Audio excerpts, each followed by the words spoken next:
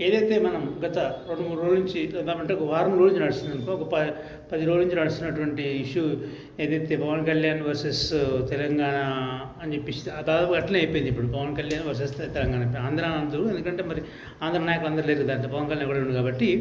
అయితే ఇక్కడ జరిగేది ఏంటంటే, సరే ఇప్పుడు ఆయన ఇష్యూ ఏంటంటే అది ఎక్కడి నుంచి జరిగింది, ఒక ప్రొఫెసర్ గారు చెప్పినటువంటి వ్యాఖ్యానాన్ని పట్టుకొని వాళ్ళు మాట్లాడితే ఆమె కేసులు పెడితే ఎట్లా కేసు పెడుతుందని చెప్పేసి తెలంగాణ వాళ్ళు వాదిస్తే, దానికి కౌంటర్గా జనసేన వాళ్ళు ఒకటి మాట్లాడితే అదే రోజు కరెక్ట్గా జూన్ 2 తెలంగాణ ఆవిర్భావ దినోత్సవం రోజు వాళ్ళు ఒక మీటింగ్ పెట్టుకుంటే ఆ మీటింగ్ పర్మిషన్ లేకపోవడం, సరే ఆ మీటింగ్ పర్మిషన్ లేకపోవడం, దానికి ఆయన ఒక ప్రెస్ మీట్లో తెలంగాణ అడుగుడేవారు నన్ను మీ ఏ జాగీరా అంటే కొంచెం ఆయన మాట్లాడితే దానికి కౌంటర్గా ఎస్ మా ఏ జాగీర్ అని చెప్పేసి ప్రభుత్వం నుంచి కొంతమంది ప్లస్ తెలంగాణ వాదుల నుంచి కొంతమంది చెప్పడం జరిగింది.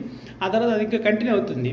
అయితే ఇక్కడ ఇవన్నీ సరే ఇప్పుడు అన్నీ గుర్తొస్తాయి ఒకసారి మనలోకి. కానీ ఓకే, ఈ సమస్య కాదని సెకండ్ పక్కన పెడితే, ఇంతకన్నా సమస్యలు రాష్ట్రంలో చాలా ఉన్నాయి. అక్కడ ఆంధ్రప్రదేశ్లో కానీ తెలంగాణలో కానీ చాలా కష్టాలు. అంటే ప్రజలు, రైతులందరికీ గిట్టుబాటు ధరలు లేకపోతే అకాల వర్షాల వల్ల కొన్ని పంటలు నష్టపోయి, లేకపోతే అగ్ని ప్రమాదాలు జరిగి, లేదంటే వాళ్ళందరికీ రావాల్సిన పథకాలు, ప్రభుత్వం ఇవ్వాల్సిన పథకాలు కానీ, లేదంటే ప్రతిపక్షాలు చేసిన పని కానీ, లేకపోతే ప్రాజెక్టులు నిండకపోవడం కానీ, నీళ్ళు లేక, తాగే నీరు లేక అవస్థలు పడుతుంటే, ఈ సమస్యలను పక్కన పెట్టి ఎందుకు దీన్ని ఇంకా లాగుతున్నారంటే, ఒక చెప్పాలంటే నిజంగా మరి దీన్ని ఒక స్ట్రాటజీగా పట్టుకుంటున్నా అర్థం కావట్లేదు. ప్రభుత్వ సమస్యలను పక్కపోవాలనుకుంటారా, లేకపోతే చాలా దొరుకుతున్నాయి కదా దేశంలో, రాష్ట్రంలో చాలా సమస్యలు ఉన్నాయి. ఆ సమస్య మీద ఒక దగ్గర ఫుల్ స్టాప్ పెట్టాలి. ఇది ఇట్లే కంటిన్యూ లాక్కుంటూ వెళ్తుంటే ఏమైందంటే ఇంక అదే ఇష్యూ అవుతుంది. ఇంకో 10 రోజుల దాకా ఇంకా బర్నింగ్ ఇష్యూ అదే అవుతుంది.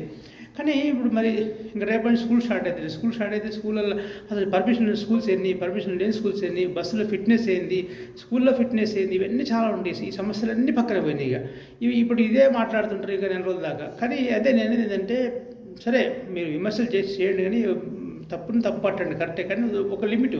ఆ తర్వాత దాన్ని ఆపేసి ఇంకా ప్రజా సమస్యలు ఉన్నాయి. దయచేసి ప్రజా సమస్యల మీద ఇప్పుడు స్కూల్ స్టార్ట్ అవుతున్నాయి. స్కూల్ ఫీజులు అయితే విపరీతంగా పెరిగిపోయినాయి. స్కూల్ ఫీజుల మీద కానీ, లేకపోతే ఫిట్నెస్ మీద కానీ, అగ్ని ప్రమాదాలు జరుగుతున్నాయి. వాటికి ఏదైనా ప్రిస్క్రిప్షన్ తీసుకోవాలన్నా ప్రభుత్వం సలహాలు ఇవ్వటమా, సూచనలు ఇవ్వటం, అవి చేయండి. అవి కాకుండా ఇంకా ఇదే పట్టుకొని లాగి ఆయన ఏదో అన్నాడు కోడింగ్ అయిపోయింది కదా. ఇక ముందు జూన్ వచ్చేసింది, స్కూల్ అన్ని కాలేజీ స్టార్ట్ అయితే వీటి మీద ఫిట్నెస్ గురించి కానీ, లేకపోతే ఫీజుస్ గురించి కానీ ఈ మేధావులందరూ కూడా దయచేసి ఈ స్కూల్ ఫీజుల గురించి, కాలేజీ ఫీజుల గురించి, అక్కడున్న వసతుల గురించి, అగ్ని ప్రమాదాలు జరుగుతుంటే వాటికి ఏం చేయాలి, వర్షాలు పడితే నెక్స్ట్ వర్షాల కోసం ప్రభుత్వం ఏం చేస్తే బాగుంటుంది, సూచనలు అట్లాంటి సూచనలు దయచేసి ఇంకా ఇక్కడితో ఫుల్ స్టాప్ పెడతారని కోరుకుందాం. చూద్దాం. ఎందుకంటే ఇక తప్పదు. ఇక ఇంకా ఇట్లాంటి సమస్యలు చాలా ఉంటాయి. బట్ కానీ మనకు కావాల్సిన సమస్య ఏంటంటే ప్రజల సమస్య. అల్టిమేట్గా ప్రజలు ముఖ్యం కాబట్టి ప్రజలకు కావాల్సింది ఏదో మీరు అది సహకరిస్తే బాగుంటుంది. సంతోషం.